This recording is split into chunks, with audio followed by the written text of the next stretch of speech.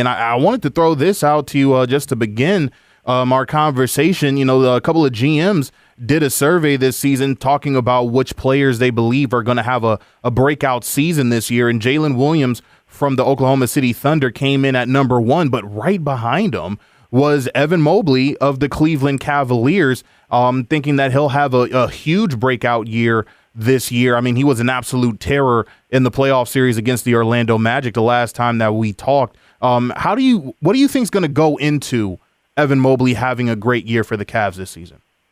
Well, they really want to unlock more of what his ability would allow him to do offensively.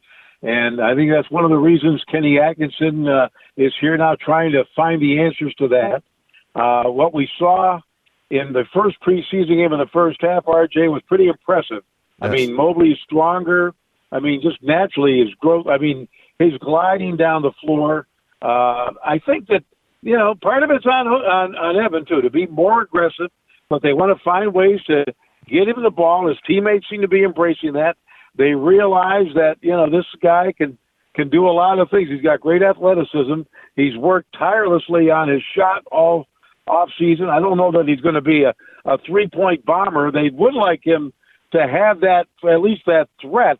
So we'll see how that plays out going forward. But they are very excited about him. And I really think, RJ, if you look at the Cavs and what they want to do, and if they believe they can be a championship contender, well, then they really need Evan Mobley to really take that next step and maybe be that breakout player of the year.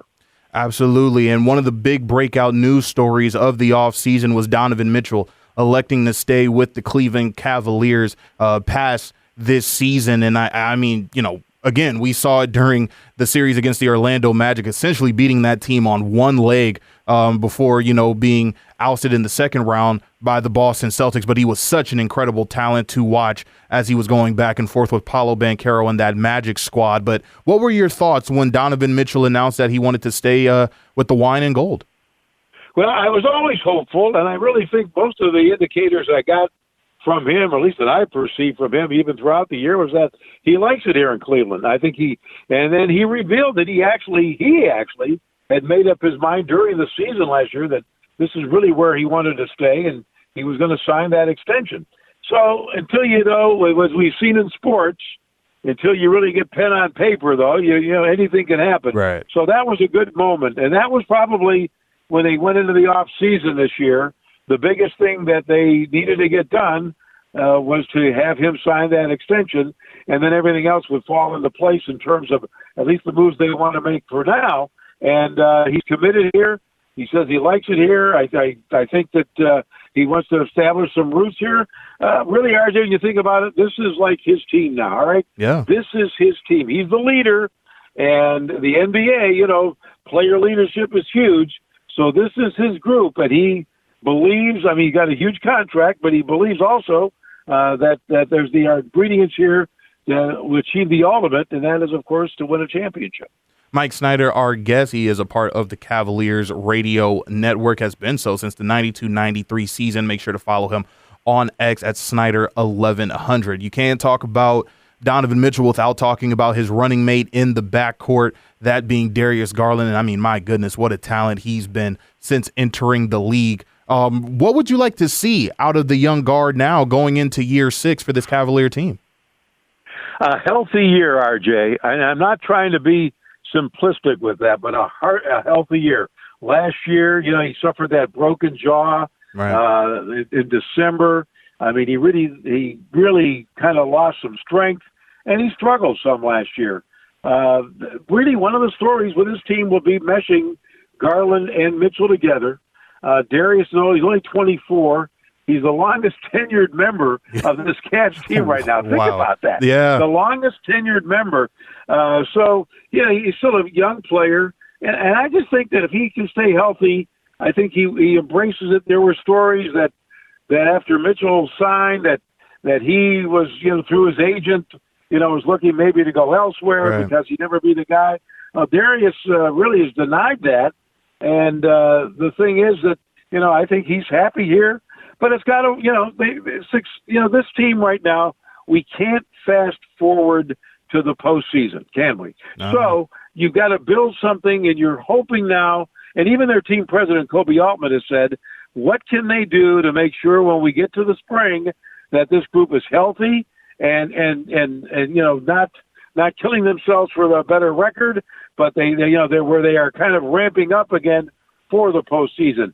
That's one of the things. So that's where Kenny Atkinson is going to have to monitor minutes. But I think for Darius, if he can stay healthy and work with Donovan and some of the things they're doing now, more the up-tempo game, I think that there are some great things because, as you put it, he is an extremely talented player, and he and Donovan are very get along very well off the floor. They really are, and I think the thing is now, can this all work together on the floor? That is one of the questions for this Cavs team to see if they can go beyond what they've done the last couple of years in terms of wins in the regular season and then rounds, which is more important, in the playoffs. Absolutely. Speaking now just of the new head coach and Kenny Atkinson, I mean, I understand you lose J.B. Bickerstaff. I liked him. He led the team to a second-round playoff series against the Boston Celtics, but he's now in Detroit. You get Kenny Atkinson, who, in my opinion, does a great job with young teams. We saw what he was able to do in Brooklyn. He's been around a championship team and a championship-winning head coach in Steve Kerr. Now is back in the head coaching ranks and now coaching this young Cleveland Cavaliers team. Just your thoughts on what Kenny Atkinson can bring to the table for the Cavs.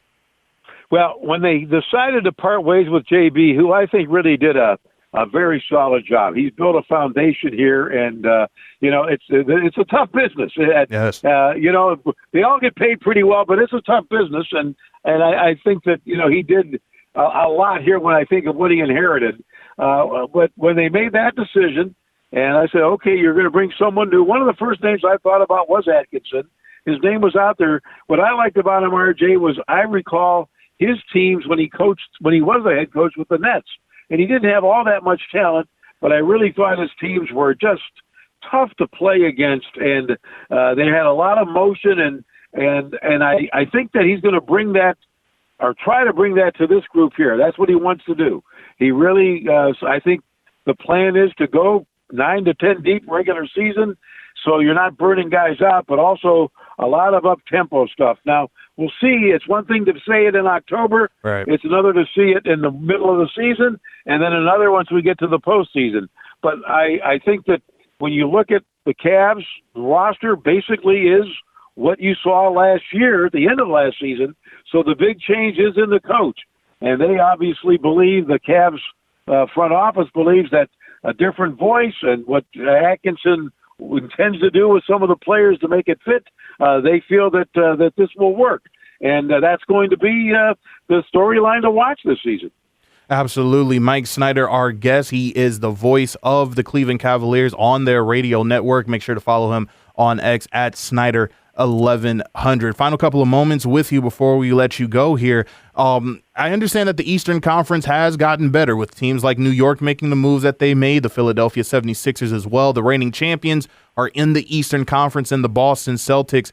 However, it still feels to me that this Cleveland Cavalier team is definitely going to be a team to be reckoned with within the Eastern Conference, and a surefire team that's going to be able to make the playoffs and be able to, bypass that whole play-in tournament and everything like that. Am I wrong kind of in that assessment that, hey, even though these teams have made, significant moves to their roster, don't sleep on the Cavs just yet? Well, I let them sleep on them because the Cavs are good. They are good. They are talented, as you point out, but you also point out the other teams at the top. You got the defending champs. The Knicks certainly have gone out. What a move they made, and they got Cat now, and they've got Bridges. Yeah. My goodness, they're starting five. Right. I mean, that's as tough a group. And then I think with Philly, you look at them, and, okay, you had Paul George, but the big question mark, as it is every year, is the health of Embiid. Absolutely. Where will he be? If he's healthy, RJ, they go a whole another level or two, I think, higher than people project. But we know the grind of the season. Who knows what's going to happen? And that's the thing. He's not been able to do that. So those, I think, are the teams, probably the top three you look at. I think the Cavs are right there, though, and they've got to show it now on the floor, and I think they believe they they can't compete with those teams. But look, you look at Milwaukee. I think they're looking to a bounce back year with Giannis. Orlando, your neighbors there in Florida. I mean, they gave the Cavs everything they wanted and more in that first series, and with Banchero growing, my gosh, they are very good. I think the Indiana Pacers. I mean, look what they did last year, and I haven't even mentioned Miami yet.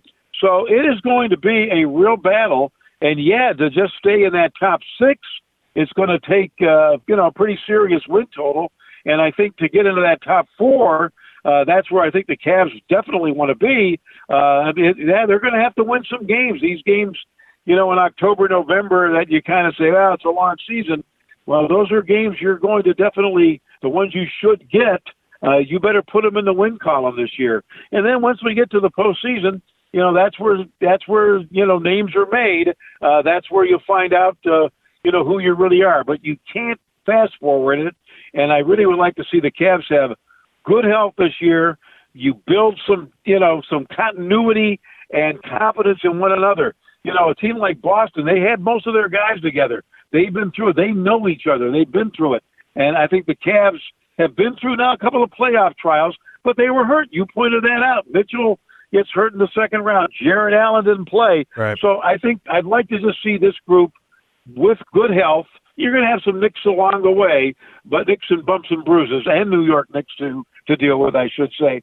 But if they could do that, I really feel that they've really there is no ceiling for what I think they're capable of. And I'm definitely excited to hear the call for it all with you on the Cavs radio network. Just final one before we let you go. I mean, over 2,500 games called in your illustrious career since the 92-93 season. Just how excited are you to be able to do yet another year of Cleveland Cavaliers basketball in your great career? Well, I am. I don't take it for granted, RJ. I've been blessed to be able to cover sports, to be to work. Well, radio now, I guess, where it's all audio now, right? Depending on what people may be listening to us on, we point out it may be with something else. Maybe it's Alexa, whatever it might be. Right. But I've been very blessed, and I think you can hear it in my voice. I am excited about this team, and I think there's some good folks that I know in this organization, and I hope that they can have that success that they're striving for, and I think there's a lot of many reasons to be excited about this team and get this thing started. Absolutely, and if you are going to listen to Cleveland Cavalier basketball this season, look no further than the voice of Mike Snyder. He is the voice for the Cleveland Cavaliers radio network, has been so since the 92-93 season. Make sure to follow him on X at Snyder1100, and Mike Snyder, once again, so gracious with his time to give us to take a deep dive into the Cleveland Cavaliers this season. Mike, thank you once again, and hopefully we can do this around playoff time like we did last year. Sounds like a plan, RJ. Stay well.